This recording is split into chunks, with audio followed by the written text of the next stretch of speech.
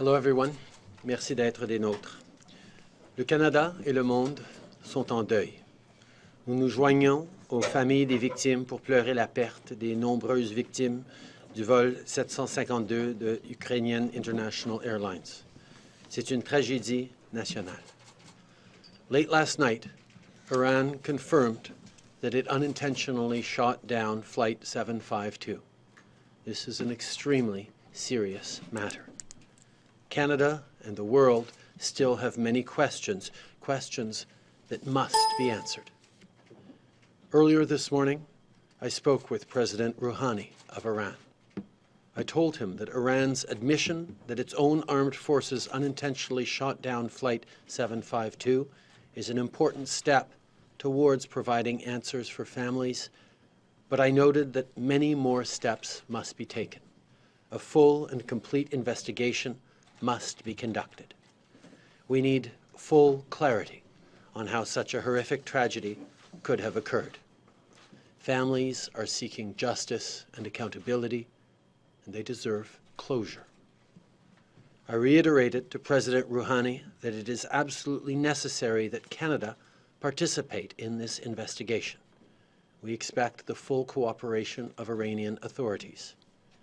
Currently, 3 visas have been approved for members of the Standing Rapid Deployment Team. We expect that the lead members of this team will arrive in Tehran around 4 p.m. today and establish a presence on the ground to support Canadian families.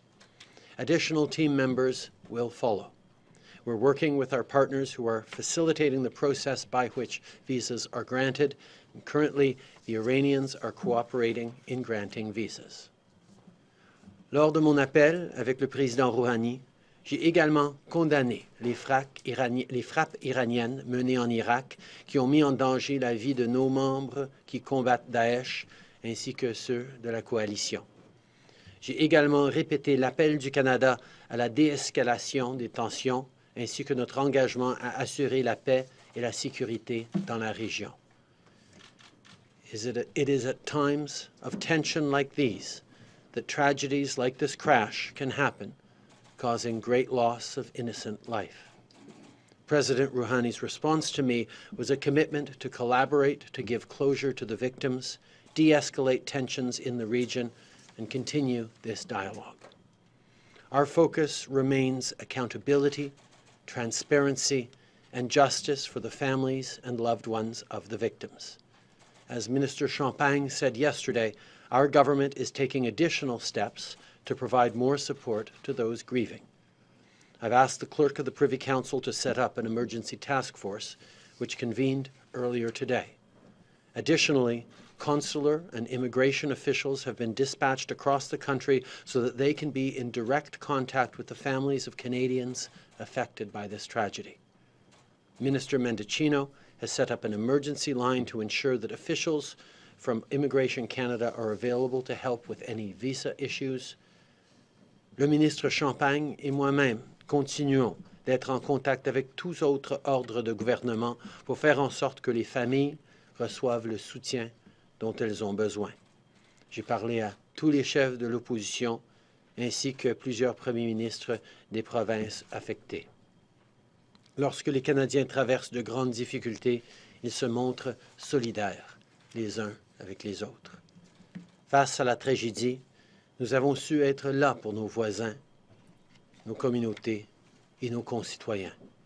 Je sais que cet élan de compassion apporte du réconfort à ceux et celles qui ont perdu un proche à la suite de cette tragédie. Mais sachez que notre gouvernement n'arrêtera pas d'exiger des réponses aux questions qui persistent. Nous serons là, je serai là, pour veiller à ce que la lumière soit faite sur ces événements bouleversants. I remain in close contact with our partners, as are my ministers. Last night, I spoke to Prime Minister Abe of Japan, who is on his way to the Middle East, and I will soon be speaking again with Ukrainian President Zelensky and Swedish Prime Minister Löfven. Minister Champagne has been in touch with his counterparts from Iran, Switzerland, Turkey, Sweden, and Ukraine, in part to discuss progress on issuing visas for our teams.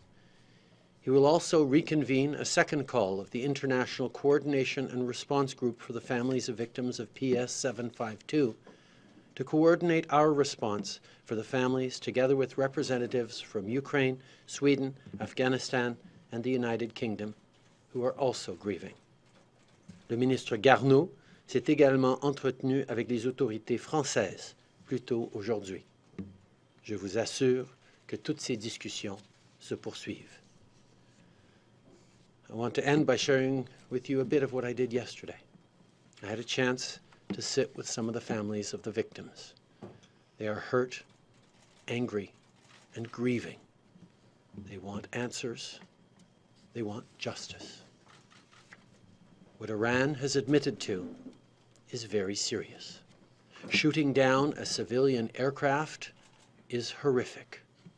Iran must take full responsibility. Canada will not rest until we get the accountability, justice, and closure that the families deserve. Encore une fois, merci d'être des nôtres ce matin. Je vais maintenant prendre vos questions. So we're going to start in the middle with Molly Thomas and then move over to Matthew Cote of Radio Canada. Afternoon, Prime Minister. Now that Iran has admitted guilt, are you more confident that families are going to be able to bring their loved ones home, and is there a timeline on that?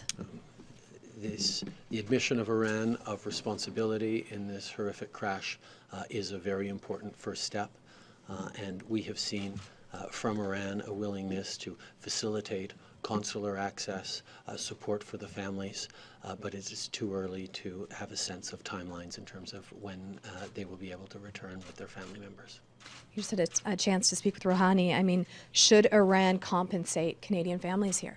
That is certainly something that is going to need to be part of the mix. I sat down with a number of families who are absolutely devastated with the loss of loved ones. They are facing financial challenges on top of the extraordinary grief that they are feeling right now. And we need to make sure that those families get the justice that they deserve. So Matthew Goyen, Radio Canada, and then we're going to go to Mia Rapson, Canadian Press. Bonjour, Mathieu Goyen, Radio-Canada. Quelle garantie avez-vous été capable d'obtenir ou non durant votre appel avec le président Rouhani sur la tenue d'une enquête qui va être complète et indépendante comme vous le demandez? Et à quel point faites-vous confiance au régime iranien pour ça? Je pense que le fait qu'ils aient accepté responsabilité pour le missile qui a abattu cet avion déjà établi qu'ils sont prêts à avoir une enquête pour voir exactement ce qui s'est passé. Évidemment, nous devons s'assurer que ce sera une enquête crédible avec des joueurs indépendants internationaux, mais toutes les indications de l'Iran, particulièrement une fois qu'ils ont pris responsabilité pour ce geste, toutes les indications sont qu'ils veulent que ce soit une enquête complète et indépendante. Obviously, there have been calls for a credible international investigation from the very beginning. The fact that Iran has now taken responsibility for the downing of that aircraft means that it is likely that they will be full participants and fully allow a credible, independent international investigation with all partners involved.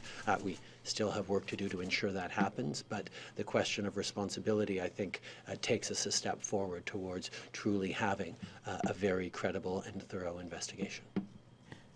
Une question, l'Iran fait un lien direct entre cette tragédie-là et l'assassinat du général Soleimani en disant que cette tension-là vient du conflit avec les États-Unis. Est-ce que vous continuez à ne pas faire de lien, vous, entre ces deux événements? Je pense que quand on est dans des situations de conflit et de tension, c'est exactement dans ces moments-là qu'il y a des pertes de vie d'innocents et de civils. Je pense que, évidemment, le contexte dans lequel on se trouve au Moyen-Orient à ce moment-ci a contribué à cette tragédie. Mais l'Iran a bien fait de prendre responsabilité pour l'écrasement de cet avion, de cette tragédie. So we're going to go Mia Rapson, Canadian Press, and then Boris Poole of Radio Canada. Mr. Prime Minister, you said that the tensions in the region sort of contributed to this, and you expect Iran to take full responsibility. But Iran is still pointing some fingers at the United States, as are many others, for raising tensions in the first place. Do you share those views, and do you plan to speak with the U.S. President and discuss it? I've had a number of conversations with the U.S. President recently and will continue to. The reality is there have been significant tensions in that region for a long time. And what we are calling for now is a de-escalation to ensure that there are no more tragic accidents or loss of civilian life, as well as moving forward to the peace and stability that is deserved by everyone in the region. Our focus right now is primarily on ensuring accountability, answers, and closure for the victims, and that is what we are engaged with. The Ukrainian airlines executives are questioning why Iran didn't warn them about this, that there were potential missiles in the area, that they didn't close the airspace. Are you confident that this was actually an accident? This is one of the issues that we certainly need better answers to, and that's why this first step of admission of responsibility is an important one by Iran, but there are many other questions like that one that we'll need clear answers to in the coming days and weeks. Okay, so Boris Prou, Radio-Canada, and then it's going to be Ashley Burke, CBC. Boris Prou de Radio-Canada. J'aimerais savoir, plusieurs familles se sont dit fâchées, outrées. Quel est votre sentiment, Monsieur le Premier ministre? Est-ce que vous êtes aussi fâché? Oui, je suis furieux qu'il y ait des familles canadiennes qui aient perdu leur mari, leurs femmes, leurs enfants, leurs parents. C'est une tragédie énorme pour tout le Canada. Pas juste pour la communauté iranienne, mais la communauté irano-canadienne est une communauté qui a contribué énormément à la prospérité de notre pays. Ils travaillent extrêmement fort, ils se sont impliqués, ils ont cru dans ce pays, dans l'avenir qu'ils sont en train de bâtir. Et pour beaucoup de ces familles, tout a été arraché en un instant par, dans le cas de plusieurs personnes, un régime qu'ils essayaient de fuir ou de s'en départir. C'est un accident, c'est un incident horrible, et je suis fâché, déçu, mais engagé fermement à trouver les réponses et la compensation et l'aide et la justice pour ces victimes.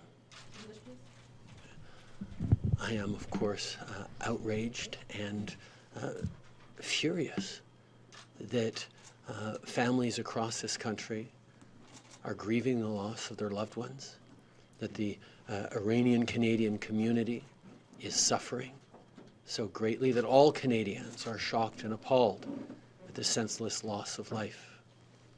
The Iranian-Canadian community is one that has contributed tremendously to this country.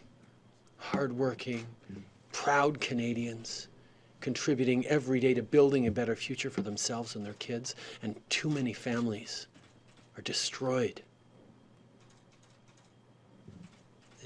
Many of these families have fled Iran, fled the regime, tried to build a better life for them elsewhere, and to have the regime that they have left behind accept responsibility for this is a bitter pill indeed. Ashley Burke, CBC. What specific demands did you make to President Rouhani on that phone call, and what specific assurances did you get? I asked that we be fully included in the investigation into the cause of the crash, that all the answers be worked on together, and that we be able to have our investigators involved in everything from the black box to support on DNA identification and the various processes. I asked to ensure that consular access for Canadian officials to support grieving family members is extremely important to us, and I asked him to commit to working with us and international partners to continue to de-escalate tensions in the region. J'ai demandé au président Rouhani d'assurer que les Canadiens et les experts internationaux puissent faire pleinement partie de l'enquête dans les causes et les différents éléments de cette tragédie. J'ai demandé qu'on ait accès à notre corps consulaire pour pouvoir être là sur le terrain en Iran pour aider les familles canadiennes qui souffrent. Et je lui ai demandé de participer avec la communauté internationale, de travailler avec le Canada pour assurer une désescalation des tensions dans la région. Despite Iran's admission, do you believe a crime was committed? And what would justice look like to you in this case? I think these are exactly the kinds of things that we need better answers to understand exactly what happened, and the conversations around justice and compensation and accountability are questions that families have, that other countries have. We have convened a group of countries that have citizens who were killed in this terrible crash. And we will be looking to answer exactly those questions and moving forward on getting justice and accountability. Nous reconnaissons qu'on a besoin de travailler ensemble pour répondre à ces questions, pour avoir les réponses, pour avoir de la justice et de la compensation pour les victimes. Et c'est des questions qui vont devoir être répondues dans les semaines et les mois à venir. Bruce Campion-Smith, Toronto Star, and then we're going to go to Mike Licatour, Global News. Good afternoon, Prime Minister. Just wondering, what consequences do you think Iran should face for this, and what options does Canada have? I think those are the questions that the Iranian people are asking, that the international community are asking, that Canadians are asking, and this is something that we will be looking at and working on in the coming days. Our focus right now is ensuring that support for the families, whether it's consular support or support for the investigation to ensure a credible understanding of what actually happened, is the very first step, but there are many more steps to come. And you said that Iran must take full responsibility for this. I'm just wondering, what are the elements of that? You know, exactly how will you measure whether they have or not? I think a better understanding of both the actual incident that happened and the context in which it happened, in which a tragic loss of life was able to happen even in a moment of heightened tension. This should never have happened. Mike Licatour, Global National, and then we're going to go to Ryan Tumulty, National Post. Prime Minister, despite the fact that the Iranian government has taken responsibility for this, how can you have any faith in them given they lied about this for 3 days? I think that is a very real question that many people are asking. We are looking at the actual facts of what we see. We are seeing Iran grant visas to Canadian consular officials who are right now on their way into Tehran. We're seeing Iran allow Canadian investigators to participate in the crash investigation, but we are going to look for tangible examples of real collaboration and real openness every step of the way, so that we are supporting and looking out for and getting what is needed by the Canadian victims. And following up on Bruce's question, one would think the consequences that Canada could have for Iran is imposing sanctions. How difficult is that of a diplomatic dance, given that you need access in Iran and they have to grant it to you, but at the same time, there are Canadians who want Iran to face consequences? I think there are going to be many conversations and reflections on consequences over the coming days and weeks. Right now, we're focusing on what the families most need, and that is answers and access, and that is where all of our efforts are focused. Okay. Ryan Tumulty, National Post, and then we're going to go to Jason. Prime Minister, President Rouhani talked on Twitter, in addition to expressing condolences, said that they would investigate and prosecute.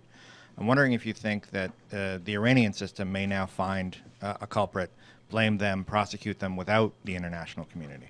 I think there is a recognition that there is probably individual culpability in this situation, but there is also a system-wide culpability, and the reflections around that is something that the Iranians and indeed the international partners will be engaged with over the coming weeks as we unfold in this investigation. And you talked a little bit about Iran's so far willingness, the visas that they have granted so far. Have they granted any visas to our TSB investigators? And are you concerned that they haven't, if they haven't? I think, Marta, can you speak to the state of the visas? The TSB investigators just are on the ground as of this morning, and they will be, they have therefore submitted their request for visas, so we're waiting to hear about that. But thus far, we are being assured that visas will be granted both to them and to our consular team. So we'll be able to provide more information on that over the coming days. Okay, Jason Unruh, Post Millennial.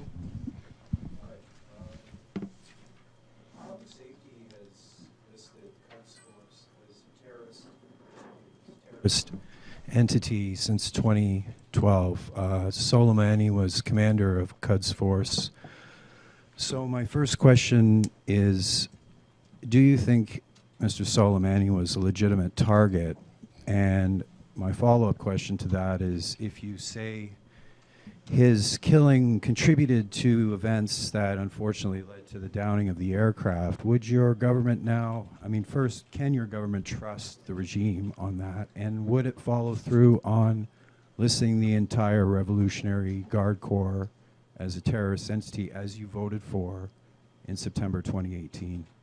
These are the kinds of questions that we will have to be reflecting on in the coming days and weeks. Our focus right now is providing the support to grieving families that need answers, that need closure, that need justice, that need access to consular support both in Iran and in Canada. We are doing everything we can to ensure that that happens in the short term, but obviously there are reflections in the medium and long term as we move forward. Your defense minister categorized Soleimani's assassination as an act of deterrence, one made, of course, by the United States. Do you agree with that assessment? I think there are many conclusions that we will be drawing as we move forward and reflecting on these incidents of the past week. Our focus right now is on ensuring that we are giving all the support necessary to families who have suffered immeasurable loss right now. That means access to consular officials. That means being part of a credible investigation so that we get all the answers upon which we can then start to reflect on next steps. All right. Due to time, I'm going to let one last really quick question. Mackenzie, if you have one.